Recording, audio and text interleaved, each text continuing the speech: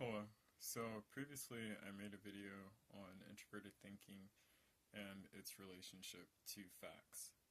And in this video, what I would like to talk about would be facts and their relationship to measurement and why, as an introverted thinker, I may have a problem with just readily accepting a fact. There's a substantial difference between being adverse to facts and being skeptical of data.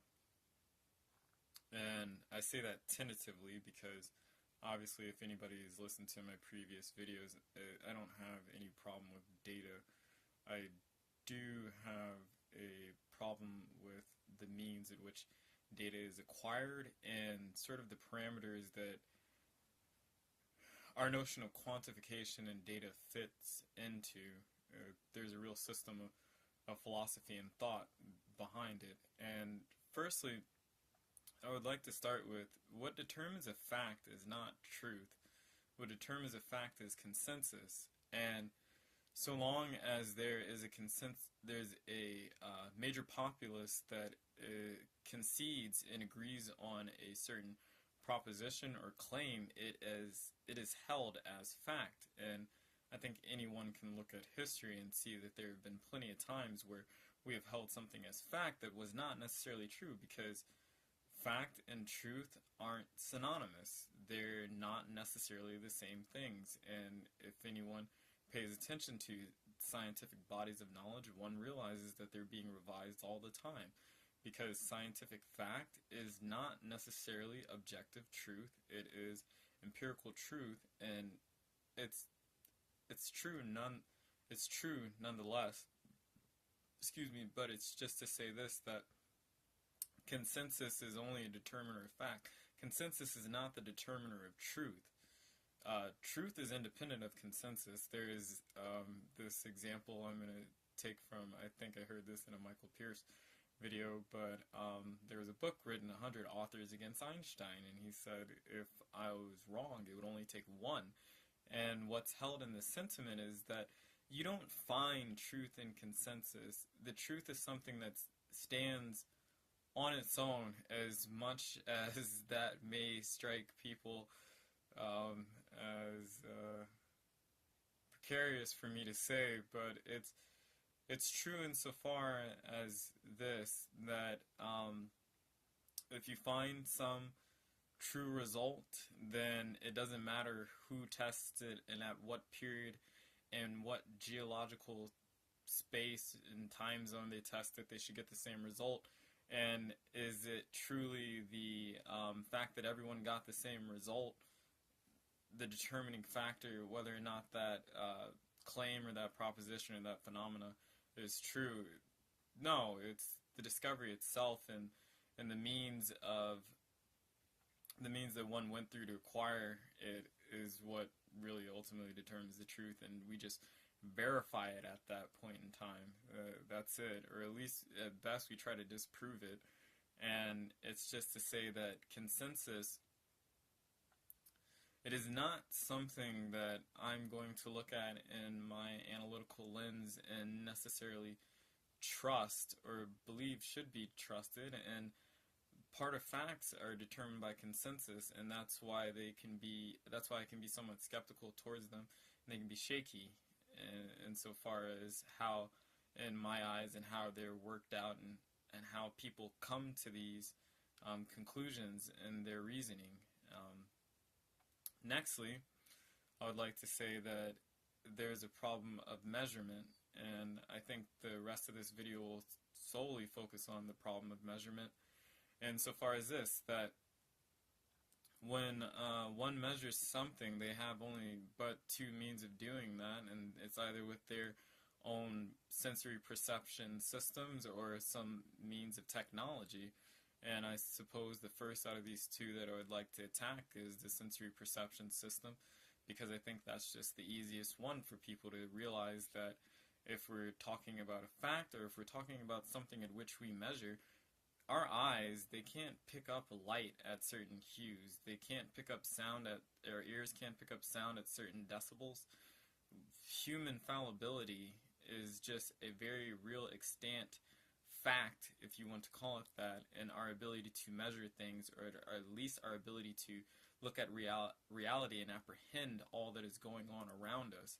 It's to say this, that I'm not saying your sensations deceive you, but they can't ascertain the picture of reality in every angle and vantage point. And if this is the case, then one can't say that mere just pure empiricism alone is going to help someone arrive at a sound and accurate conclusion about reality. There is a middle ground and a necessity for reasoning, and I will speak about that later in the reasoning process in the scientific method. And so it's just to say that human fallibility, it also creates a problem in error. And even with an instrument, it's, if you're using a ruler or you're using a barometer, your eyes and its visual acuity abilities, they're going to have this interplay. And anytime, the Heisenberg uncertainty principle, anytime you bring an observer into the fray, whether it be a person or an instrument, you alter what the measurement's going to be. It's just, you can't, measurement is an extremely difficult thing, and the fact that we rely on it with such faith is a bit surprising to me, because it's not to say that it's not important or if it doesn't have a place. It's just to say that think more critically about it. And then I want to go to technology and say that, one, when you create a technological apparatus, you give it a certain set of parameters.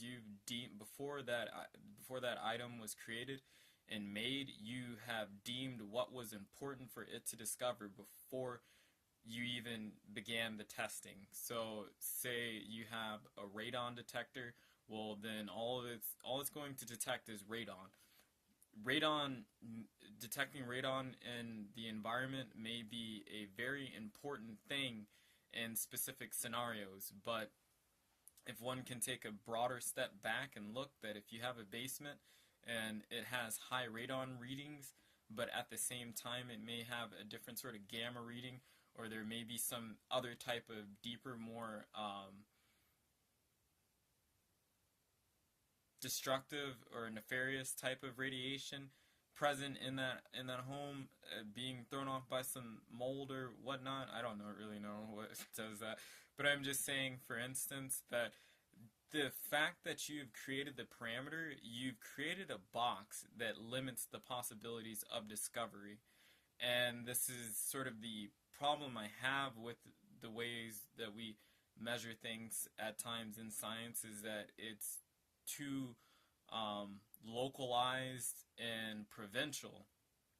And I'm not saying that scientific fact isn't valid. I'm not saying it doesn't have room, but just that when we're reasoning about what the facts mean and what they say and what attention we should pay to measurement and data, we should consider the fact that we as people were severely limited in some capacities to ascertain the truth just through pure observation. And then we should also consider that our technology is as good as we make it, and it's essentially as good as us. And it is also to say that you don't know necessarily what you should test for when you start an experiment.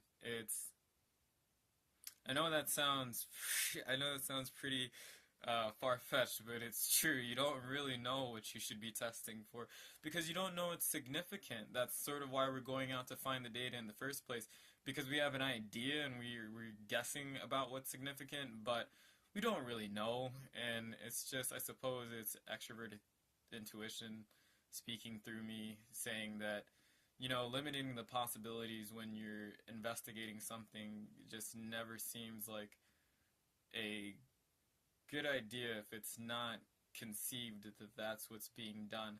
I suppose it's not necessarily the means at which measurements are acquired and how data is used. It's just the mindless reliance on it and the haphazard nature and lack of questioning of it that truly bothers me.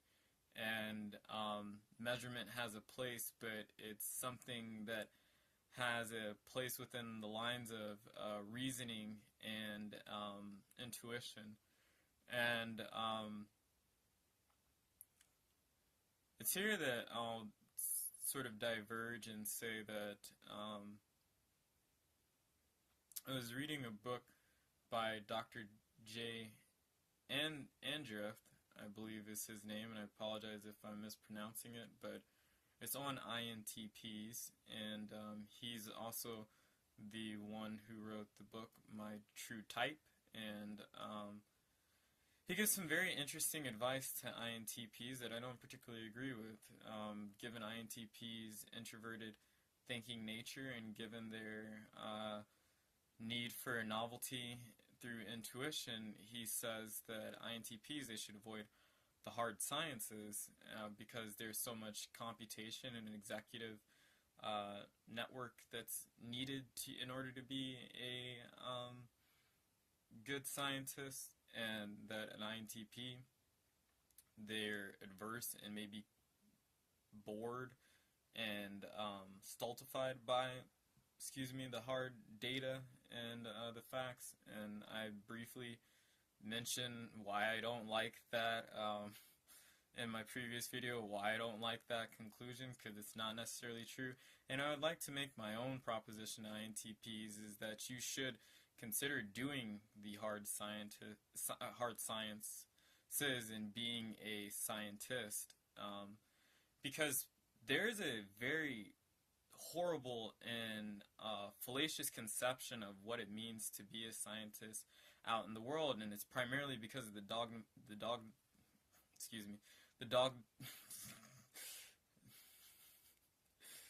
dogmatic structures that have sunken into science, just the total dogmatization of the field in some respects, and saying that science is scientism. And primarily, if you want to think of what science is, it's mostly idea generation and association. There's only a small fraction part of the scientific process that has to deal with hard idea testing is the best way, the simplest way I can say it, and hard computational necessity and nuance. It's just that's not where majority of science happens, and I see it so much in the classmates and colleagues that surround me, is they're not very creative. They're just not very creative. They're not to indict anybody or just condemn anybody, but they're not creative, and they don't have intuition. The intuition, if they have it, has been drummed out of them by the dogmatic structure of science itself, and saying that you can only trust the quantification and the quantification alone, and that intuition has no place and reason only has a place so long as it serves the relevant quantification that's existent already within the field. The problem is when you have a stultification in the movement of the field, you need new ideas, and one needs to be able to tap into the intuitive faculties that one has, because we need something new. It's science has become so sterile, and it's become something for the stereotypical type A personality who is dependable, responsible, and very good at number crunching and certain statistical methods and analytical models. But it's to say this because I see it having to do a lot with the problem of measurement. When one is looking at sort of the economic analyses that were done in 2010 2012 to about 2000, I say now, because I haven't really looked at economics greatly in 2016, but I know I heard a lot of this talk in 2012 and extended it around out into 2014, and it was about the sort of growth of the economy post-recession period. Though we're still going through a recession, so many analysts were saying that there was a changing in the American economy, that it was picking up because jobs were growing. And they were able to present these statistics that showed that there was indeed an inflation in the market, and like as in a positive inflation, meaning the numbers grew.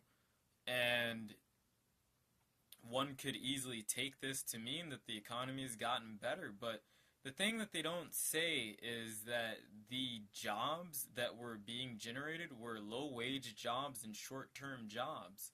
It's like if you get an increase in the low-wage jobs and you get an increase in the short-term jobs, meaning jobs that are seasonal or won't be around for at least 10 years, not jobs in any sense that anybody could establish a career from, that's one thing. But does that mean that your economy is now suddenly in the green? No, because these jobs, even though there's an increase in employment, these jobs that is causing this increase in employment, or that is making the number or this resultant appear in our analysis, needs to be questioned, because how significant is that data, how significant is that number, giving the variables that constitute what that number means? And that in science, I see it so much that we're losing good minds because we are sterilizing the field and simply pushing out and driving out intuition. And I don't mean intuition as in religious revelation, but just intuition in the sense that you've got to come up with ideas, and they have to come from somewhere. It's so much of the scientific process is idea generation or idea recomposition. You look at a phenomena, you guess something about it, you make some associations, you then come up with a way to test the idea or the hypothesis. You find a way to test the guess, and you have to do idea generation and association through that process. Then you run the experiment and you get data and you do the number crunching. But then after you do that, it's back to the idea generation, because you have to figure out what the numbers mean and how they fit to the relevant picture of what we have currently in science. And just even sometimes you have to know how to recombine the data so that it actually says something meaningful, or maybe reworking sorry to get so heated, because this is a passion. I do care about science tremendously. It's just to say this, that our insistence on measurement, our insistence on the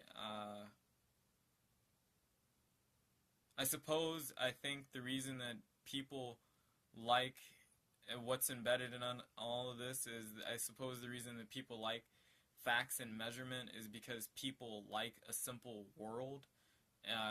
They're pretty adverse to chaos and disorder. The facts, they seem like something solid for us to ground ourselves to, but that's not the case. You're not going to find certainty in this world. And it's just to say this, that INTPs, even NFs and other types that don't necessarily consider themselves to be the rational-centric types, it's to say that you're needed in science because the need for ideas and the need for novelty and just useful creativity, it's in high demand. And it's something that academia and just the dogmatic structures in science are really driving out of the scientific ranks. It's hard for me as a student sometimes to jump through all the bureaucratic and academic hoops that are placed before me, and I don't like school at all, quite honestly, but I do it because I care about science, and to say and how this relates to measurements, I'll just recapitulate my argument before that sort of persuasive address is this, that consensus only determines consensus, quite honestly. It's not, consensus doesn't determine truth. Consensus can only determine fact, and fact and truth are not synonymous. Also, limitations in human perception just should at least make someone wary of just accepting all measurements and means of statistics and data, because as somebody who deals with statistics, don't trust every number you see or how somebody gets the number or what even somebody says that number means. It's like you need to do your own investigation. It's not to say that facts and statistics aren't important. They are important, but I think reason says more so what's important in the dynamic than just the facts alone. Facts alone don't say anything. They have no voice outside of context.